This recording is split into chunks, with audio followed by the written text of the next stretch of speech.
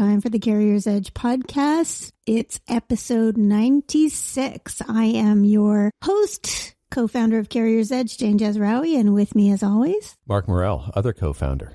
Hey. And I like that. It's time for the Carrier's Edge podcast, like it's a children's show or something. It is. It's time. It's time because someone downloaded it and pressed play on their podcast app. It's time because my big wall calendar told me it's time to go and record another one. Yep, that's right. 20-mile marching. Yes, and 5 minutes before, it's time to think about what we're going to talk about. Oh, man, I hope that you thought about it more than that. Actually, we thought about it a couple of days ago. I think on the weekend we were talking about it. And we both said, oh, that'll be good for the podcast. Yeah, the problem is then I forget because 20,000 other things come into my mind. Well, it's good. It'll be fresh. All right. When we get there. Do you remember what it was? I do remember. Well, that's good. Yes. But first, we are going to go through what we have to go through as the first topic. Given the time of the year, we are in the home stretch for Best Fleets interviews. It's the most wonderful time for everybody who's not us and anybody we're interviewing. I think some of the interviewed people have had a good time. No, I think that the actual interview is fine. The problem is prepping for that interview can be not fine. You know, you're doing that extensive questionnaire. And then I think there's some nerves for people who haven't done it before, which it's interesting. Nerves come out differently in different people. And sometimes people are just, they look nervous and sometimes they look really annoyed with you. Sometimes it turns into them talking a lot, and sometimes it turns into them just being silent. Yeah, the ones who don't say anything, and you're like, oh, come on, you want to tell me something about your company, don't you? Yeah, it's been very good. So we're at the point where we're starting to see some things. Well, I often find that one of the things that I always do when I'm doing an interview is try and make people laugh. Yeah, me too. Especially for first-timers, you got to break the ice. Yeah. And so you crack a lot of jokes and hopefully they don't take offense at any of them. Yeah. Well, if you throw yourself under the bus, then you're okay. Yeah, well, that's the idea. That's generally how I approach it. My sense of humor is pretty self-deprecating, so. Yeah, I've found that it's been okay so far. I haven't done very many people that were new. Trying to think of it now. I've sat in on a handful. Most of them are people that have been through the process before. Sometimes it's been some new people that are part of it, even though the fleet has been around. We're definitely seeing that this year, a lot of new people. Yeah, people who have moved on and now there's a whole other set of people taking over. That's how old we are. The next generation is getting settled in. Kind of, yeah. I think for the ones that I had today, it was just people who just weren't there. They were there at the company. They just weren't there for the interview. But it's nice that I think in every interview that I've been at, there's been executive have been present, which I think is always really good to have that executive presence. They're the ones who are going to know the story of the company the best. And they can answer the most questions and they're just generally better to talk to about a company. Yeah, they're in a much better position there. Mm-hmm. So I've been finding some interesting things, and I haven't shared any of these with you yet, so this will be fresh. Yes, I tried to get you to share things. Yeah, and I refused. You did while I was getting coffee, and I'm like, hey, how's it going? And you said, no, not until the podcast. Yep. Hey, there's entire conversations we can't have until we're positioned behind a microphone. Exactly, until the record button is pressed, yeah. It's a weird relationship for us to have, Mr. Morrell. No regrets here.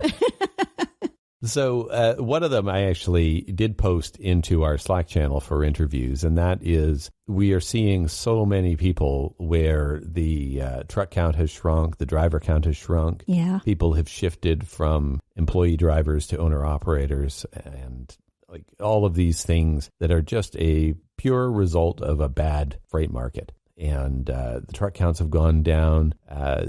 Sometimes it's, in a lot of cases, turnover has gone up. A lot of times we've seen the numbers have really gone up there in terms of drivers leaving. Just general things that tell you that the freight market has been in bad shape. Well, there are a couple that I think have gone up. I've talked to a couple of people who have done okay, but it's still been like nobody's been enjoying the last 6 months. Yeah. Well, normally when we see significant or notable changes in those kind of things, we would ask about it. But after sitting in on a few interviews where they very much did not want to talk about those things, I realized, it's not anything where they've made a conscious decision to do this. It's just the nature of the market. And there's no real benefit to talking about that anymore.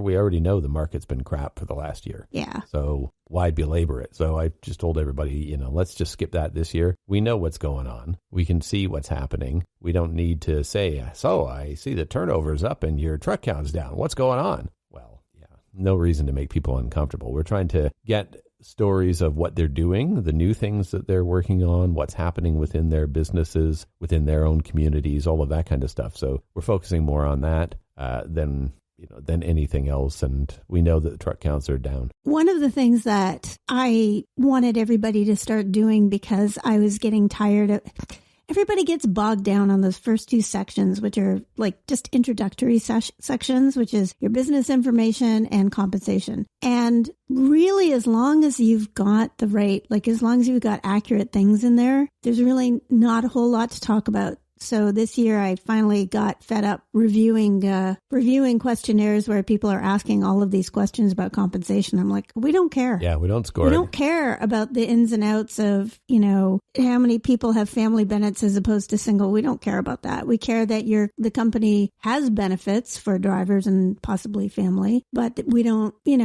that's not the conversation that we should be having. What we should be having is a conversation starting with HR. Yeah. And I think that change has been really good. Yeah, we've started doing the interviews differently, where we used to go through the interviews in the order of the questionnaire. So we would start with the business info, then go comp, and then benefits, and then get into things like HR strategy. But now we've shifted and we start with the HR strategy and go through those. I find that people have a very different conversation when you start that way, because they're thinking more about the specifics of what's happening within the business. I think part of the challenge that we had before, and this is funny that this is taken 15 years, 16 years we've been doing this thing, and finally now we're like, hey, we should change the order. But I think when people are starting with the business info, which is really like truck counts and how do you pay drivers or those kind of things, and you get into comp, they kind of default into like their recruiting pitch. The recruiting sort of mindset of here's what we offer, here's what our different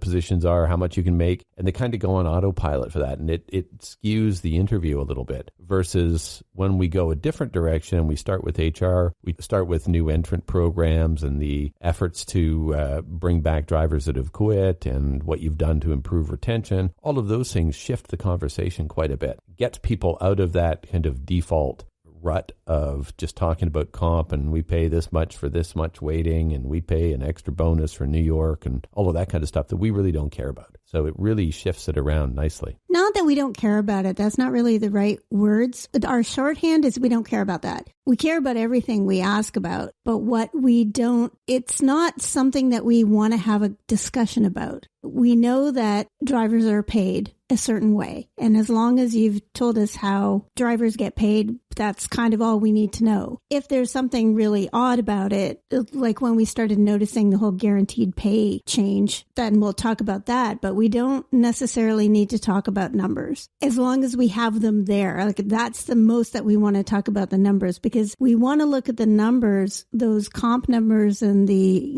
how many trucks are in your fleet and all of that stuff. We want to look at that more at the end, sort of we don't want to look at your individual company. We want to look at it as a group. That's a good point, because we're not doing it as something that we score individually. Right. For the most part. It is trend tracking. Yeah. To see what happened year over year. And that's why I was explaining today that the reason that we don't want everybody's individual, like for example, when we do an interview and sometimes people answer the comp question about how much city drivers make and how much regional drivers make and then how much the over-the-road drivers make. Well, I think that's because they're assuming that we want to know those differences, and what we don't really. We kind of want to know the big average of what drivers are making. And we look at the same number every year. So for us, it's not a number. We could look at it over the road and regional and local, but what we want to notice is it going up or down? Yeah. And by how much? Yeah.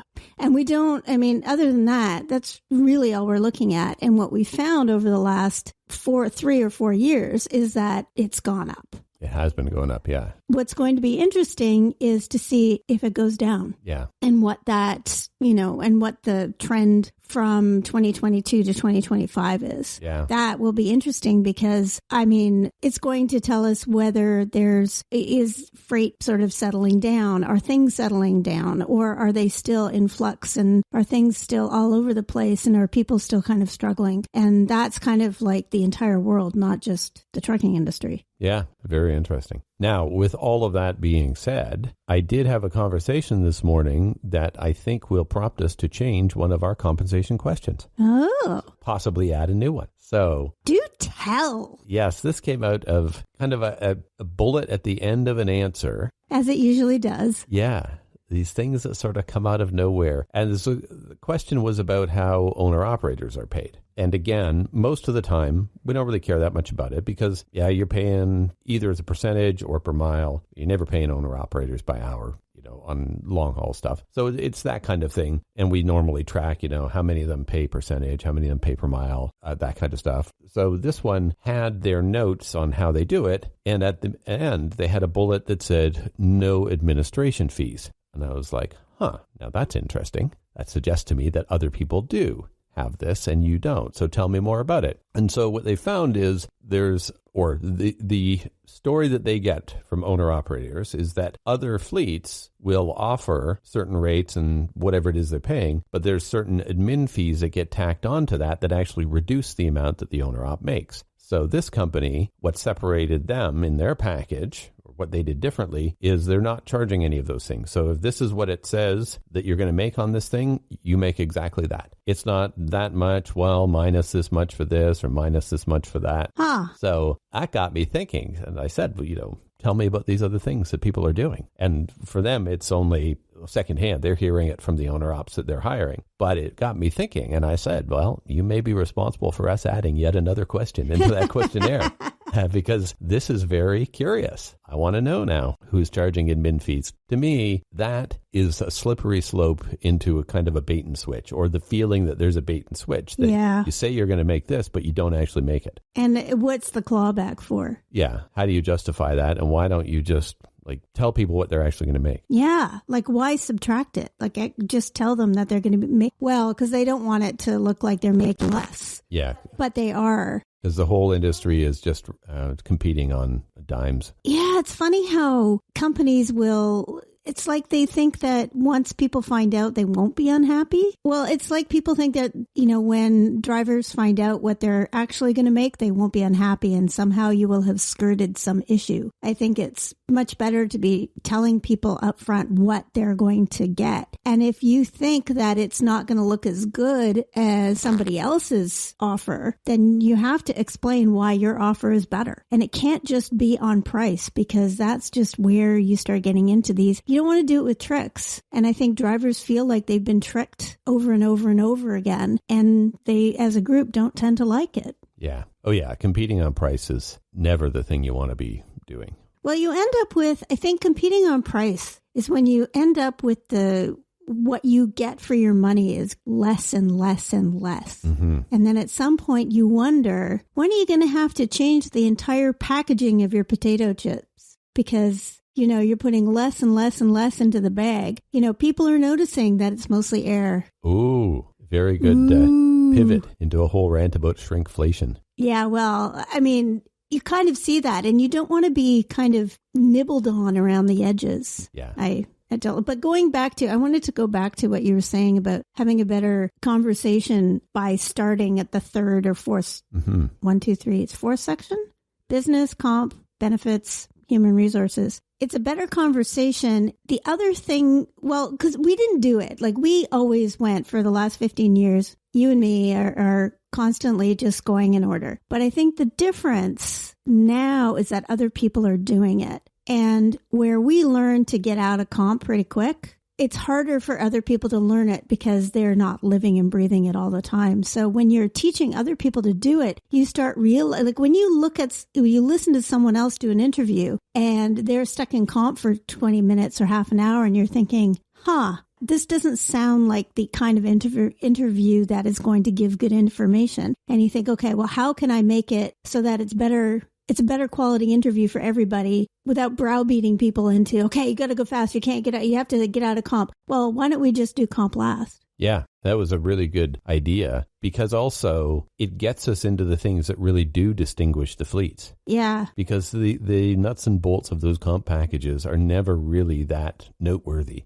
What's noteworthy is the way they handle collecting feedback from the drivers, the way they do their onboarding, the way they manage their committees and handle their performance review process. All of those things are much more interesting. The one thing that I think that you and I do that is hard to do is connect things from different parts of the questionnaire. Yeah. And that is something that happens when you're doing these interviews for literally years. You start recognizing where people like just say 2 words in one area, so performance, and you're like, oh, wait a minute. They said something about that in operational strategy. And then you have to go and connect the two. And it's very small words. And it's kind of like what you said about the owner-operator admin fees. It's just one bullet. And a lot of the time you can get a really good conversation out of one little bullet or a couple of words that you are seeing out of context in something else or the name of a program. And you're like, wait a minute, is that program this program that you described without naming it earlier on? And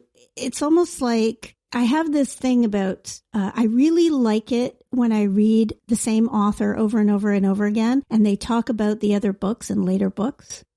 It's not like series. Like I'm not talking about a series. It's just when the guy who wrote The World According to Garp does this a lot. He refers to the same, and Stephen King does it as well, the horror guy. They refer to the same places. So everything's always in Maine for Stephen King, and for John Wyndham. Is it John Wyndham? No, he's Irving. So yeah, Wyndham is Day of the Triffids. John Irving has, I think he's in Maine too, or Massachusetts, some eastern place, and they're always kind of in the same neighborhood. So you don't talk about the same characters, but they're always in the same neighborhood. And I love that. Like I always, so I think that I just naturally pick up things and connect them to other things when I'm reading an interview because I really like it. Well, it allows you to get a more complete picture of what's happening because you're seeing it from different sides. Different angles. Yeah. And when you're really in the zone, you also can hear those little bits of things and know, oh, that belongs at the bottom of performance management. Oh, that belongs halfway through operations. Yeah. And that's a challenge. It takes a long time to kind of ramp up. There's 110 questions that we ask people, and nobody coming into it fresh is going to have a sense of what is in each of those sections and why until you've gone through it a few times. And you score, because Selassie, who is a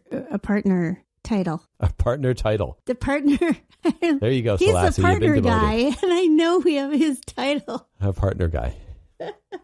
It's the director of partnerships? You could just say Selassie and then Selassie. move on. Now I don't remember what I was going to say about Selassie. Something that he said related to scoring, I'm guessing. Oh, he said, and it wasn't to me, it was to somebody else who told me later that he, once you go through the scoring, then you really understand the questions. Yeah. You interview very differently after that. Yes. And unfortunately, most people go through it and start with interviewing and then go to scoring after. But you have to. That's just the nature of the way it flows. Well, no, it's not just that. You have to do an interview before you can understand what you're scoring. Yeah, but then you'll do a better interview after you've scored it. It's very circular that way. But I think that if you go through all the interviews and you start hearing the same things over and over again, and then you see the same things written over and over again in the scoring process, you start to get a sense of what the industry tends to do and what sets apart the ones who are special or the ones who are operating at a higher level. That's when you start kind of going, oh, okay, I see this. I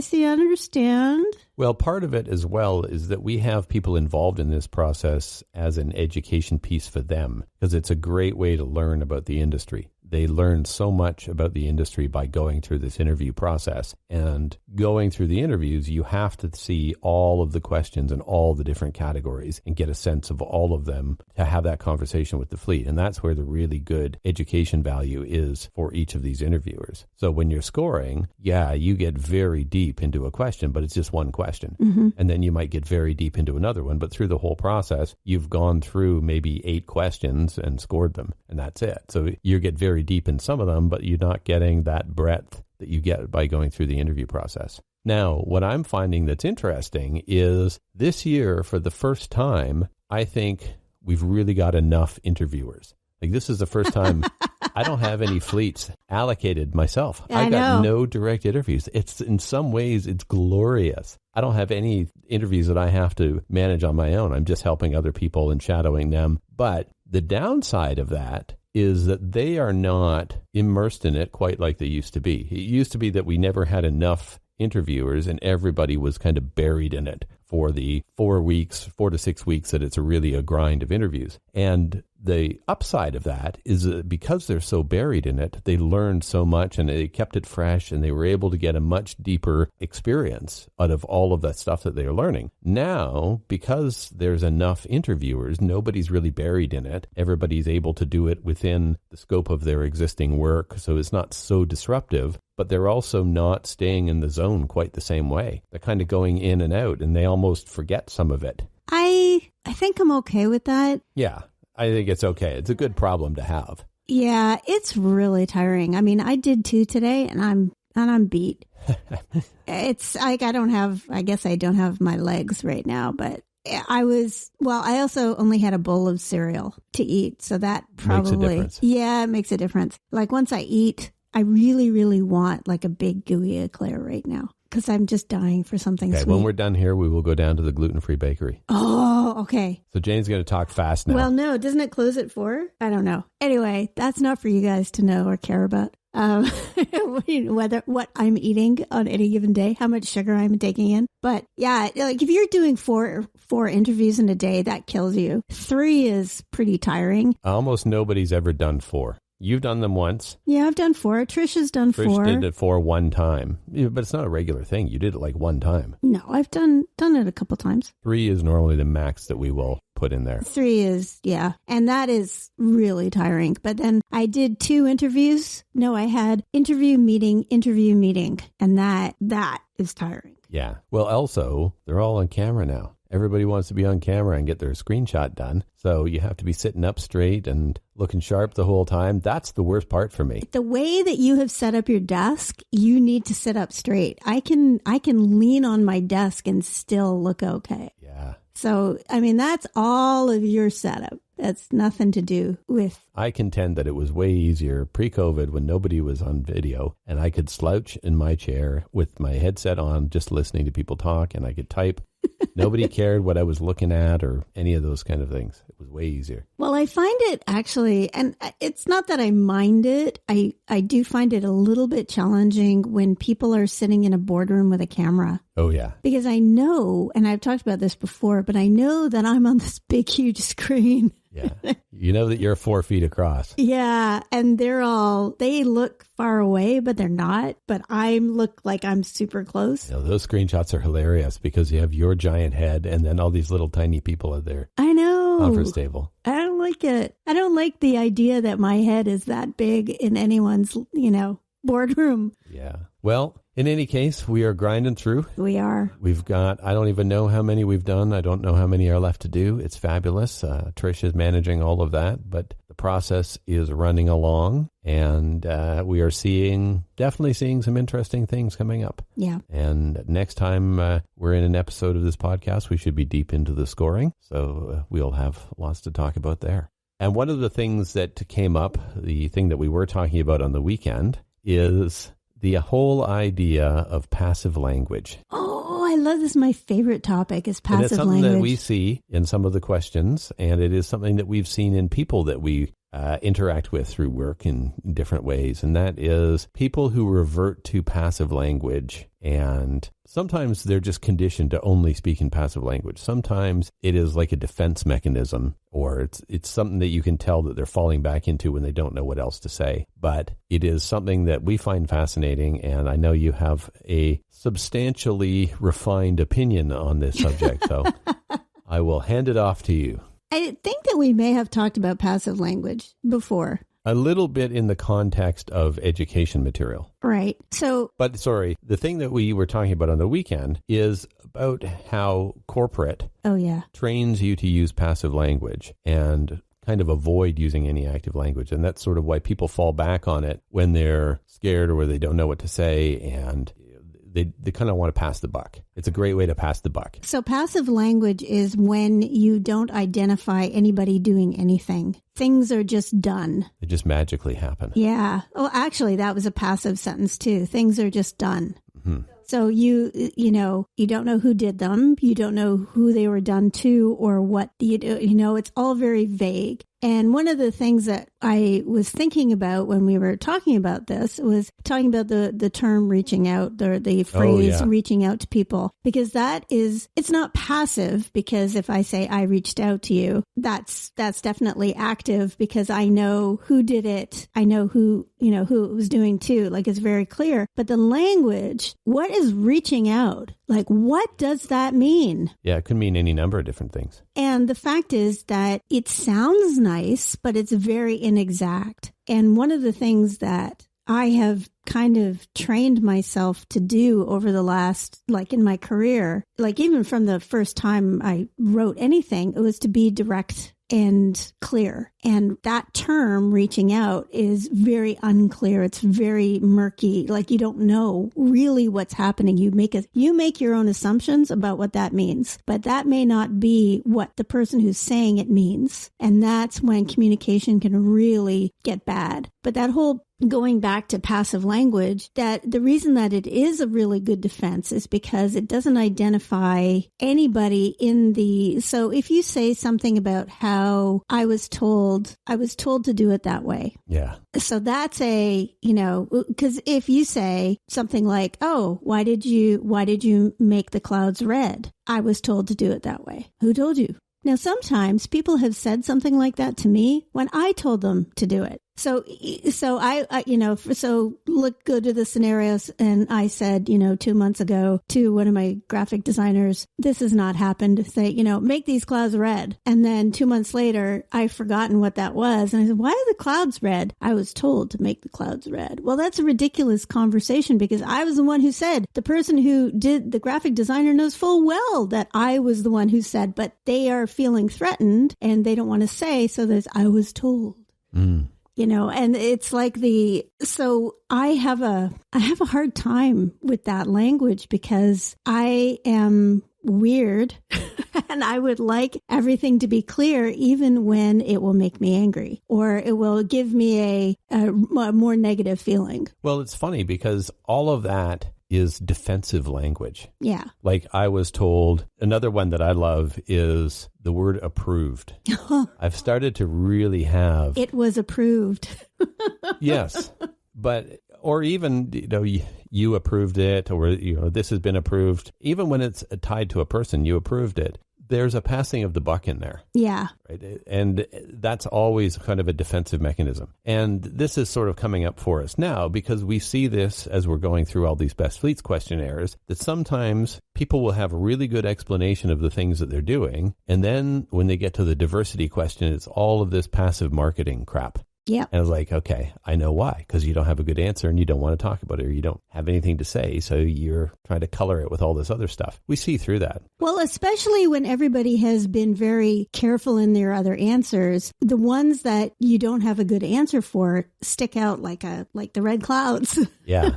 But we're also seeing it in lots of other languages as well. So reaching out is another one that I can tell you the moment that entered the corporate lexicon, it was in the fall of 2016. And I thought it was stupid at the time. Why was it? The first time I heard it, and it was like, I'd never heard it anywhere. And then like within a month, I heard it like on different people said it, saw it written down, and it just, all of a sudden it appeared. And all of a sudden it was just pervasive. It was like TikTok just appearing out of nowhere. And all of a sudden it's pervasive. And I thought it was dumb. But then the person who said it was somebody I didn't have a lot of use for. So it kind of stuck in my head as like, that seems about right. It was a corporate person who was always using this kind of flowery BS language. And so it stuck with me. Yeah, I think flowery BS language, that is, doesn't tell you anything. And it's like you're trying to make something more important. It's like the LinkedIn description of everything, right? You can't just say what you're doing. You've got to turn it into this giant accomplishment. I reached out to that person. Well, what did you do? Did you grab at the air until you found them? Stop. Keep your hands to yourself. Did you actually send them an email? Did you call them? Maybe you sent them a fax. Who knows? Like, you might not have done anything that's useful. Or you might have actually called them and left a voicemail and you're waiting to hear back. Okay, that's at least done something. You posted something on their Facebook wall. Who knows what stupid thing you did to reach out? Yeah. But every time I see it in the media, anytime I see it in a news story that we have reached out for comment, I think, yeah, you didn't do anything. They emailed. If that. Possibly. Yeah, they might have sent an email to a general info account and, we didn't get a response immediately, so that's it. Well, that's the other thing, is that reaching out, sometimes the method of reaching out could be not the best method. And if you don't tell someone how you're going to do something, then, like, for example, with Best Fleets, you email. Best Fleets is done all through email. So if someone started to use LinkedIn to get to someone, like to try and contact someone, that probably wouldn't be appropriate. So, it's still reaching out, but emailing is the preferred way of reaching out, and LinkedIn is not, or calling them. That's not. Yeah. Well, I mean, calling them is okay sometimes, but there are preferred methods of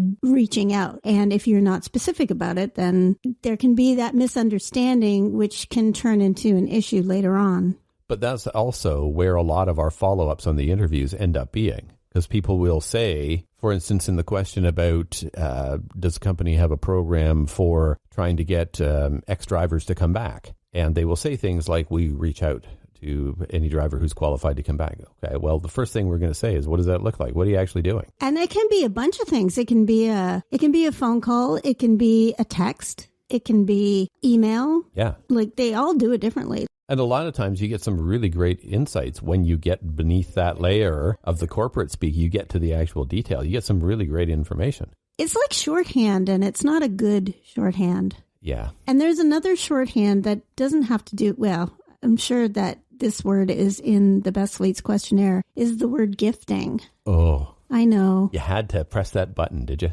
Gifting is not a verb. Gift is not a verb. Well, I do not accept it. I'm coming around to it because, nope. Well, no, I'm thinking about how people use it. And especially in advertising and marketing, it is way easier to use that word rather than gave a gift. It's shorter. But why not just say give? Because sometimes it's not obvious whether it's a gift or you're just giving something. Like, a gift has a connotation of something special. There's a specialness, right? So sometimes it's during a holiday season, or it's for a birthday or another occasion. But sometimes you just give something to somebody and it's not a gift. How, if you've given something, you're not asking for something in exchange. You're not selling it to them. You're giving it to them. Well, you're not. Okay. So if you were at a trade show booth and you have magnets and you give them away, you're not gifting them. Depends how pretentious you are.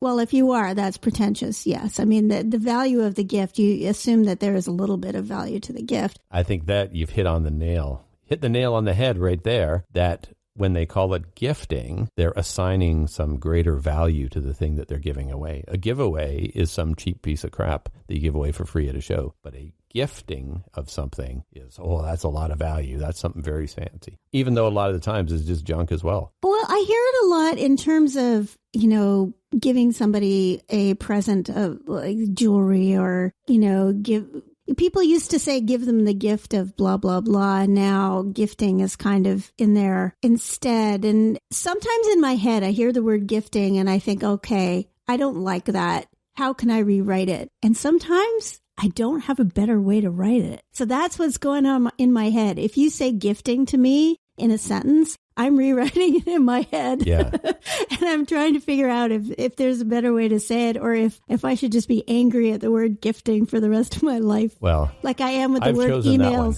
Yes.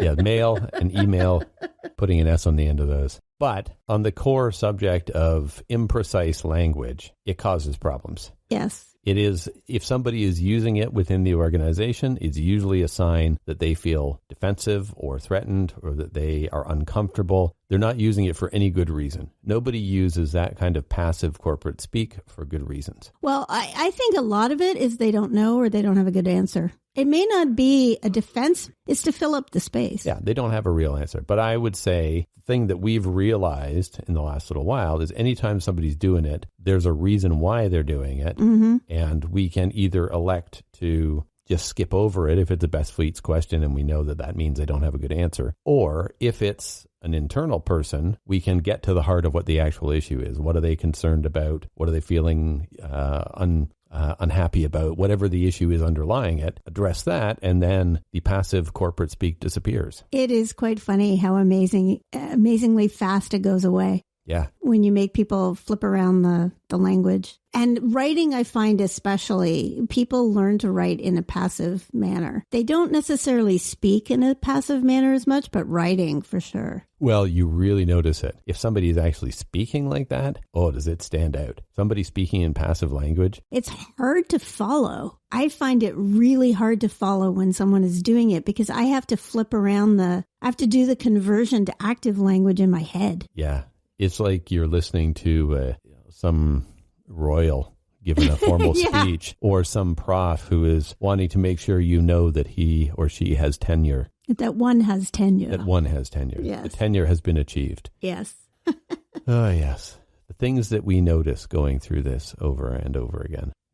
So that's where we're at with interviews and with our current thoughts on the state of language, but all of that is building up to our big event, our big yes. Best Fleets Education and Awards Conference, and we can now make a few other public statements about that. So I'm going to let you make the public statements. well, we announced our guest speaker, our one and only guest speaker. Yes. Chris Henry from KSM Transport Advisors is going to teach people how to be profitable. What is it, the 5 or 6? Well, they have 12 traits, but there isn't going to be time for them. So he's going to have to pick some, 5 or 6 or something like that. Traits of profitable companies. And they kind of do a similar thing to what we do, but they do it more on the financial side. They look at operational and all of the accounting data. And from there, they can see the common traits that help fleets to be more profitable and things that are pitfalls to watch out for. So he is going to be at our event talking about that. And that should be a very good addition as well. So anybody who has missed him